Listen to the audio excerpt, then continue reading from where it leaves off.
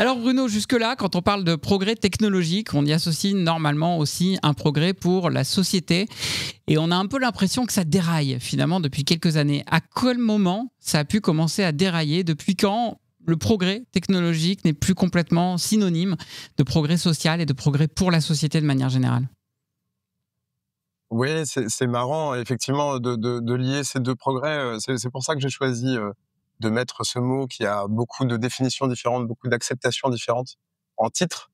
C'est que justement Mmh. cette ambiguïté, elle est intéressante. On parle de progrès, on parle de progrès scientifique, donc le progrès des connaissances qui nous permettent de mieux comprendre le monde pour s'y adapter, et aussi de progrès technique, c'est, l'aptitude à, transformer le monde par l'innovation technologique pour mieux l'adapter à nous. Et on part du principe classiquement que ces 2 progrès vont de pair, hein, que l'un profite Ouais. automatiquement à l'autre.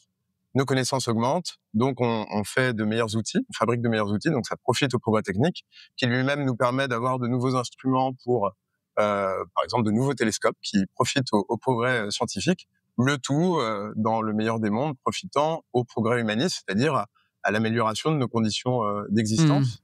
Et en fait, il y a beaucoup de choses qui font aujourd'hui que cette idylle n'est plus possible, notamment l'anthropocène. L'anthropocène, c'est le progrès scientifique, le progrès de nos connaissances, qui en fait documente de plus en plus précisément les effets délétères du progrès technique sur le système Terre.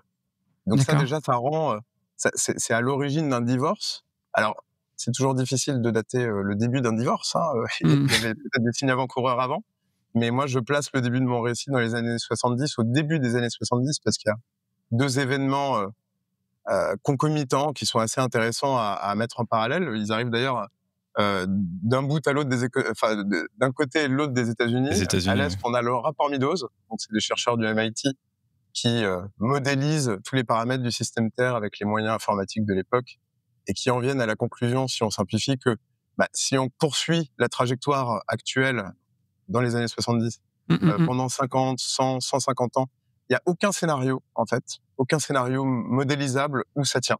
Et donc, il y a On était en toujours un plein dans moment. l'ère industrielle finalement, où l'industrie de masse était en train de se développer à fond et où il y a eu en plus le choc pétrolier qui aurait pu faire figure d'alerte en quelque sorte, mais finalement ça n'a pas été le cas. Mais c'est intéressant parce que ce que tu nous dis, c'est que dès les années 70, on savait que si on tirait le trait de ce qui était en train de se passer, et peut-être que le trait s'accélère même en ce moment avec la technologie numérique, on allait dans le mur, on le savait dès ce moment-là en fait. Et même encore un petit peu avant, parce que j'en ai déjà parlé, mais il y a un bouquin, je sais pas, peut-être que tu le connais, mais de Nathaniel Rich, qui enquête justement sur à partir de quand on a su.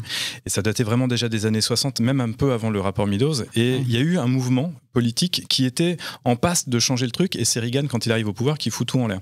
Mais bon, fin de la parenthèse. Donc ça c'était le premier événement, tu disais, Ouais, et et le concomitant. second du coup, qui était Ouais, concomitant. on est avant le choc pétrolier, avant effectivement Ouais, le backlash des années Reagan, qui est dû à plein de choses d'ailleurs, on peut en parler. Mais d'accord. donc il y a ce premier mouvement, voilà, on prend conscience que le système Terre a ses limites et qu'il va falloir s'inscrire dedans. Ouais. Et puis en parallèle, on a de l'autre côté des États-Unis la naissance du microprocesseur, avec la fameuse loi de Moore, hein, professée par le fondateur d'Intel, qui dit que tous les 2 ans, on va pouvoir doubler la puissance de calcul à coût constant, et qui très vite fonde l'utopie de la Silicon Valley moderne, qui dit qu'on va pouvoir avoir une croissance finalement infinie, exponentielle, et continuer à avoir Mmh. ce rêve d'une croissance infinie. Pourquoi ? Parce que la valeur qu'on va créer est immatérielle, donc il n'y a pas trop à se soucier finalement des limites physiques du monde.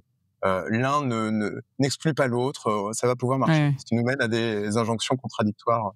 On va peut-être parler.